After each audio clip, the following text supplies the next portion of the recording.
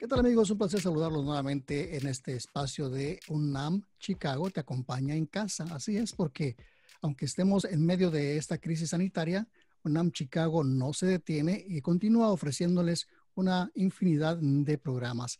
El día de hoy vamos a hablar con la doctora en lingüística Erika Erdeli sobre uno de los programas que tiene UNAM Chicago, que tiene que ver con la formación de profesores para enseñar español como segunda lengua. Doctora Erdeli, bienvenida. Muchas gracias, Salvador. Es un placer estar en tu programa, como siempre. Bueno, pues cuéntenos sobre este programa. Primero que nada, díganos, ¿cualquier persona que sepa español puede ser profesor de español como segunda lengua? Bueno, cualquier persona que hable español potencialmente podría enseñar su lengua si tiene la preparación adecuada para hacerlo. O sea, el simple hecho de hablarlo no te da la capacidad de enseñarlo. Parecería que sí, pero no. Muy bien, entonces, ¿qué se requiere para que una persona pueda ser maestro de español en general o para enseñar el español como segunda lengua? ¿Qué se requiere?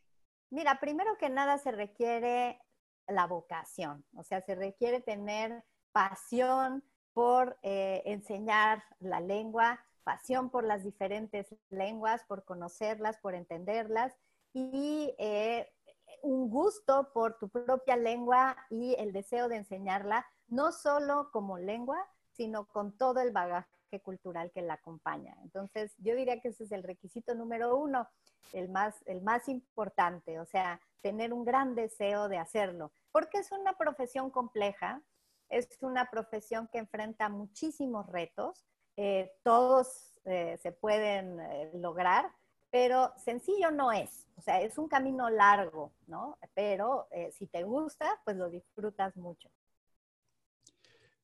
¿Qué implica la formación de un maestro? Bueno, mira, los profesores tenemos que tener formación en distintas áreas, ¿no? Una de las que más le asustan a la gente es el tema de la gramática, ¿no? Porque no sé por qué razón aprendimos en las escuelas que la gramática era algo extraño, complicado y ajeno a nosotros, como la enseñanza de las matemáticas, ¿no? Que a veces lo que pasa es que nos lo enseñan mal, ¿no? No nos enseñan realmente para qué sirve, sino nos lo enseñan como si fuera una cosa separada de nosotros, ¿no? Pero bueno, uno de los grandes campos que tiene que dominar un profesor de lenguas, pues lógicamente tiene que ver con el sistema de la lengua, el sistema de cómo está estructurada la lengua, de qué está hecha, cuál es su sustancia, ¿no? Y allí pues no tenemos nada más la gramática, tenemos también los sonidos del español, la pronunciación, cómo se producen, cómo suena el español, ¿no? Y todo este campo que se llama la fonética. Y es un campo enorme de especialización. Hay lingüistas que le dedican toda su vida exclusivamente a la fonética. Entonces tenemos que aprender cómo se producen los sonidos del español y cómo son distintos los sonidos del español de los sonidos de otras lenguas para poderlo enseñar, ¿no? Eh, entonces, aquí, por ejemplo, para que te des una idea de la complejidad, cuando tú vas a enseñar español, pues potencialmente se lo vas a enseñar a cualquier persona que hable cualquier otra lengua, ¿no? Entonces, tú puedes decir, bueno, yo sé muy bien español, lo voy a enseñar, pero si tienes enfrente a un individuo o a un grupo de 10, 15 individuos, donde cada uno habla otra lengua, japonés, coreano, árabe, francés, alemán, y están todos en un salón de clase y no saben nada de español, pero quieren aprender español. Y tú dices, bueno, yo sé español, yo les voy a enseñar. Pero ¿por dónde empiezas? No te puedes ni siquiera comunicar con ellos verbalmente porque no saben nada de español, ¿no? Entonces, ¿cómo vas a empezar esta comunicación con ellos, ¿no? A señas, body language, y la verdad es que sí, los profesores de español nos convertimos en actores, en personas que divertimos a los demás, que, o sea, recurrimos a cualquier cantidad de recursos para podernos comunicar en ese primer momento, ¿no? Donde no hay un terreno, una lengua franca donde nos podamos comunicar. Y entonces esto es muy complejo, ¿no? Y bueno, obviamente uno de los primeros grandes campos es este de la fonética, como te digo. Y para que te des una idea de la complejidad, bueno, nosotros tenemos detectado que cada lengua, cada persona de cada lengua, cuando se enfrenta al español, tiene dificultades específicas. Por ejemplo, los japoneses dicen fuego o juego y ellos sienten que es la misma palabra. Para ti, pues es completamente distinto. El fuego no es un juego, ¿verdad? O no jugamos con fuego, no juegues con fuego, pero para ellos fuego y juego suena igual, para ellos el sonido es similar porque en su lengua no existe esa distinción, entonces suena igual. Para un chino suena igual peso y beso. Entonces, imagínate qué peligroso estar en México y no saber distinguir entre que te pidan un beso y te pidan un peso. Entonces, ese tipo de distinciones para ellos van a ser especialmente complejas, ¿no? Un portugués, ¿no? Un portugués que no escucha la diferencia entre jarra y raja. Entonces, para ellos suena igual, porque para ellos la R es gutural, como los franceses y los alemanes, ¿no? Entonces, de pronto, no. Entonces, nada más para empezar ya los sonidos, no estamos en el mismo terreno de los sonidos, con las diferentes lenguas, ¿no? Después viene, pues, el orden de las palabras, cómo ordena el español las palabras. Tenemos que aprender esto, ¿no? Sabemos que en español los adjetivos van después de los sustantivos, mientras que en inglés van antes, ¿no? Entonces, en inglés dices the White House, en español no dices la blanca casa. Lo puedes decir, pero no vas a decir lo mismo. Es decir, la Casa Blanca, pues si te quieres referir a la casa presidencial, te refieres a una casa de color blanco, pues sí podrías decir la blanca casa, aunque suena extraño también, es más como poético, no andas por la vida diciendo los verdes prados y las blancas casas, ¿verdad?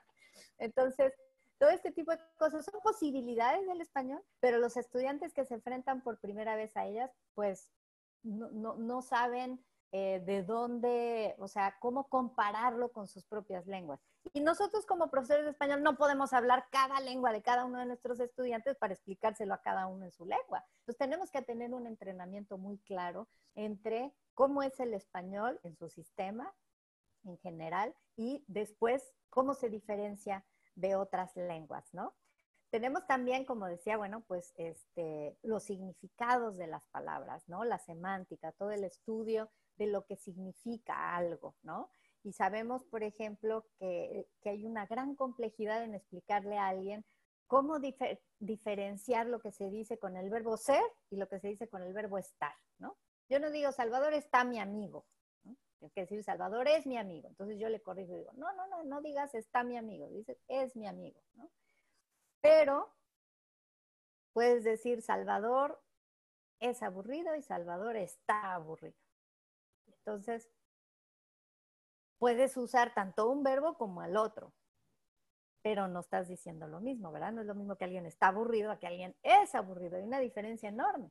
Y cada vez que tratas de explicar este tipo de diferencias, entonces los estudiantes dicen, entonces si lo utilizo así acá y si lo empiezan a generalizar y hacen generalizaciones que son incorrectas y caen en más errores y ahí es donde el profesor se da cuenta, no lo supe explicar.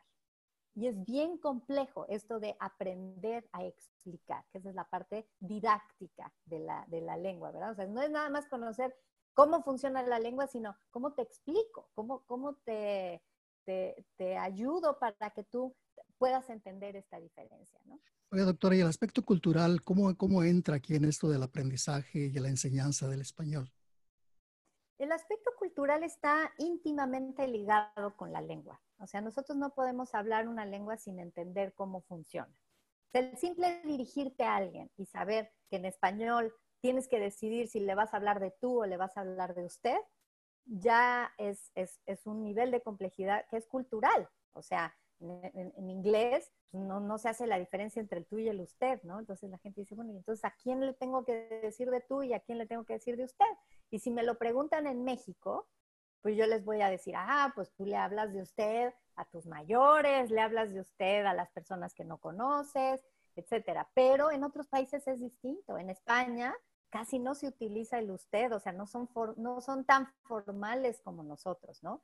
O hay países como Colombia donde el usted puede utilizarse como familiaridad, ¿no? En la familia se hablan de usted, o en algunos estados en México también a los padres se les habla de usted. Entonces está el usted de respeto, pero también hay un usted de cercanía. Entonces, esta es una parte de la cultura que tiene que ver también con la lengua, ¿no? O cómo nos expresamos en español, pero desde la cultura mexicana o desde la cultura española, ¿no? O sea... Sí, eso es complejo. Y además las personas que quieran aprender cómo ser profesor de español, supongo que también tienen que aprender cómo estructurar sus clases, cómo llevarlas a cabo, cómo hacerlas amenas, en fin, todo ese tipo de cosas, ¿no? Sí, bueno, hay otros dos ejes que son importantes. Te hablé un poquito del eje del sistema de la lengua, que tiene que ver con los sonidos, con la gramática, con la sintaxis, y con el sistema de comunicación, que tiene que ver con estas formas de respeto, con diferentes significados. Por ejemplo, que en inglés y en español hay palabras que se parecen un montón, pero que no son lo mismo, ¿no? En inglés, cuando tú hablas una palabra como molestar, es como un acoso, ¿no? En cambio, en español decir, ay, me molesta la pierna, pues es como que me duele, ¿no? O sea, es un significado completamente distinto. Que una persona, o me molesta el ruido, ¿no? Entonces, todo esto tiene que ver con, digamos, la forma y la estructura de la lengua. Pero lo que me estás diciendo ahorita ya se va hacia la pedagogía, que es el otro gran eje, ¿no? Entonces, para poder enseñar una lengua, tenemos que conocer dos cosas muy importantes. La primera es cómo un ser humano adquiere el lenguaje. Y sabemos que esto cambia con la edad. No adquiere el lenguaje de la misma manera un niño que como lo adquiere un adulto, ¿no? Entonces, si vas a ser un profesor de primaria, pues vas a tener que tener una formación específica para enseñar a niños de primaria y enseñarles a lo mejor español como segunda lengua o como lengua materna. Pero eso es toda una pedagogía que es muy distinta al profesor que, como yo, enseñamos español a adultos en el ambiente, en el contexto universitario, ¿no? Entonces, las rutas, o sea, los mecanismos cerebrales son distintos, porque además sabemos que el cerebro del niño es un cerebro que se está desarrollando y que tiene, decimos que los niños son esponjitas, ¿no? Que absorben todo. No les tienes que explicar nada a los niños. A los niños simplemente su cerebro está hecho para hacer rápidamente generalizaciones, ¿no? Un niño te dice, mamá está rompido, y tú le dices, ay, no se dice rompido, niño, se dice roto. Pero lo que no nos damos cuenta es que el niño que dice rompido ya se dio cuenta de que el participio de un verbo terminado en er, que es la segunda conjugación, se conjuga con la terminación ado, ido, ¿no? Ido en este caso. Entonces, comer, comido. Pero romper es rompido. Esa es la excepción. Entonces, lo que vemos es que los niños con mucha rapidez generalizan y luego ya nada más hay que enseñarles las excepciones, ¿no? A un adulto no se le puede enseñar así. Al adulto hay que decirle, mira, hay tres tipos de verbos en español, los que acaban en ar, los que acaban en er y los que acaban en ir. Y los que acaban en ar, en el participio, que es una forma que se utiliza para explicar que algo está terminado, termina en ado. Y los que acaban en er, como comer, en ido, entonces comido. Y es otra didáctica, si te das cuenta, ¿no? Y el adulto está preparado para este tipo de explicaciones y las necesita para poder avanzar en su aprendizaje de una lengua. Un niño no. Entonces, bueno, esa es la primera cosa. Tenemos que conocer en qué etapa del desarrollo del cerebro humano estamos trabajando en el tema de la adquisición de la lengua. Y cómo se da este proceso, ¿no? Hay un estadio cuando estamos aprendiendo una lengua que se llama la interlengua, que es el camino, estamos a medio camino entre la lengua materna y la lengua meta. Entonces, yo quiero aprender inglés, pero mi habla es español.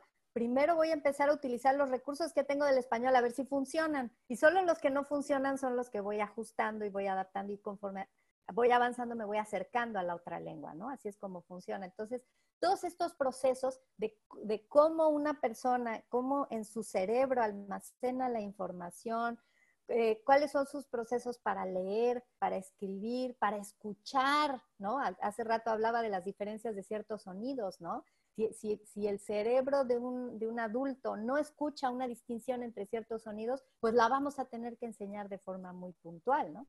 Entonces, por un lado es eso, conocer los procesos por los que pasa el aprendiente. Y por otro lado es planear la enseñanza, ¿no? Decir, ok, ¿qué voy a enseñar primero y qué voy a enseñar después?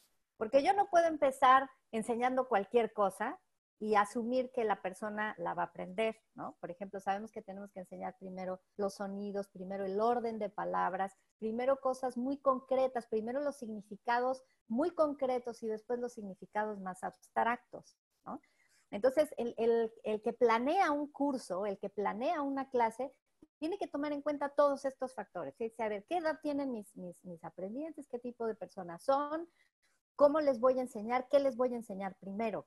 Se me quedó muy grabado un profesor que estaba enseñando a un grupo de estudiantes de nivel básico y estaba preguntando por una persona que no se presentó a la clase y le dijeron que lo que pasa es que estaba enferma. Y el profesor dijo, bueno, pues vamos a empezar la clase.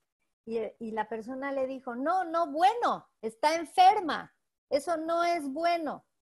Y el profesor decía, bueno, no estoy diciendo que sea bueno, simplemente digo, bueno, pues ni modo, ¿qué le vamos a hacer? Bueno, pues vamos a empezar la clase. Entonces se dio cuenta de que el significado de la palabra bueno, que es muy ambiguo, no lo estaban entendiendo. Entonces se dio a la tarea de explicarlo y desarrolló todo un sistema, todo un método para enseñar este uso de la palabra bueno, como en bueno, vamos a continuar, ¿no? Y resulta que no le funcionó, porque lo quería a fuerzas enseñar a los estudiantes de nivel básico. Los estudiantes de nivel básico no están preparados para ese significado, están preparados para el significado de bueno contra malo, ¿no? No para el significado de un marcador discursivo, como se llama este uso de la palabra. Bueno, eso se tiene que enseñar en los niveles intermedios avanzados. Si el profesor pone mucho esfuerzo y mucho conocimiento en enseñar ese contenido en el nivel equivocado, lo único que va a hacer es que va a perder su tiempo y va a hacer perder el tiempo del estudiante. Entonces, esto es para que te des una idea de la complejidad que requiere el comprender qué se puede enseñar en un primer momento, qué se tiene que enseñar después y qué se tiene que enseñar al final en la ruta de adquisición de una lengua, ¿no? Pues Y sin el duda, profesor tiene... sin duda alguna, muy complejo todo esto que nos explica y todo esto pues son pasos que van a tener que aprender los aspirantes a profesores de español. Hablando de esto, cuénteme de algunos programas que tenga UNAM Chicago precisamente para apoyar a estas personas que tienen estas aspiraciones. Bueno, en la UNAM formamos profesores de español, los formamos a distancia, tenemos ya más de 10 años con cursos de formación de profesores en línea y cualquiera que quiera acercarse a este apasionante mundo de la enseñanza del español, al menos lo es para mí, puede entrar a nuestra página web www.unamchicago.org en la parte de Online Education. Y allí los va a dirigir hacia los 3 grandes programas que tiene la UNAM para formar profesores. Hay un diplomado básico, un diplomado intermedio y un diplomado avanzado, porque también no solo en la adquisición de lenguas, sino también en el formarse como profesores hay cosas que tienes que saber primero, cosas en las que ya estás preparado más adelante y después te puedes especializar. Tenemos un diplomado básico de 6 meses, un diplomado intermedio, o se llama diplomado avanzado, que ya dura 1 año e incluye prácticas de clase y observación de clases y todas las cosas más prácticas y más puntuales. Y finalmente tenemos un programa de especialización para aquellos que ya tienen tiempo enseñando español, pero lo quieren hacer mejor y que tienen un grado universitario. Entonces pueden entrar a este posgrado, dura 2 años, es una especialización ya muy profunda, ya más para lingüistas con una formación mucho más importante en el ámbito de la lingüística aplicada, que es el ámbito en el que nos movemos los profesores de español. También se pueden acercar a la página del Centro de Enseñanza para Extranjeros de la UNAM, así pongan Centro de Enseñanza para Extranjeros UNAM, y allí los va a llevar a la página, buscan formación docente o formación de profesores y encontrarán todos los mecanismos para inscribirse, para ingresar y todo el programa de estudios tan completo que tenemos allí, donde van a ver un poco una asignatura, por lo menos para cada una de las áreas que les estuve explicando, ¿no? Del sistema de la lengua, el sistema de comunicación, la adquisición y la didáctica. Pues yo creo que vamos a tener que hacer otro programa porque este tema da para mucho más. Pero por hoy tenemos que dejarlo aquí, doctora. Le agradezco muchísimo su participación y toda esta explicación que nos ha dado de cómo es la formación de un maestro de español, que vemos que no es tan sencillo decir nada más que yo hablo español y yo puedo ser maestro de español. Hay muchísimos factores involucrados en todo este asunto, así es que le agradezco mucho toda esta explicación que nos dio. Y bueno, pues, si alguna persona que nos está viendo, pues cree que reúne las características que usted acaba de mencionar, bueno, pues aquí está una buena oportunidad que pudiera ser que aproveche este tiempo que estamos en este semi-aislamiento todavía por la crisis de salud, pues le pueda servir para tomar una nueva profesión. Gracias, Salvador. A mí me parece que es apasionante y también me gustaría invitar a tu público, si es que estos temas le interesan, sea para dedicarse a la enseñanza del español, simplemente para comprender más sobre el papel del español en el mundo y aquí en particular en los Estados Unidos, pues los invito a escuchar mi programa de radio Voces del Español que tengo con Spanish Public Radio, contigo, Salvador. Tenemos ya 52 programas, ¿no? Ya tenemos un año transmitiendo una vez por semana y el programa es para hablar sobre la realidad del español en los Estados Unidos, cómo se enseña, qué necesidades hay, qué se necesita para enseñarlo, qué herramientas didácticas hay, qué realidades culturales hay, qué choques culturales tenemos con los que hablan inglés y muchísimas cosas más que a mí me parecen apasionantes y espero que a nuestro auditorio también, Salvador.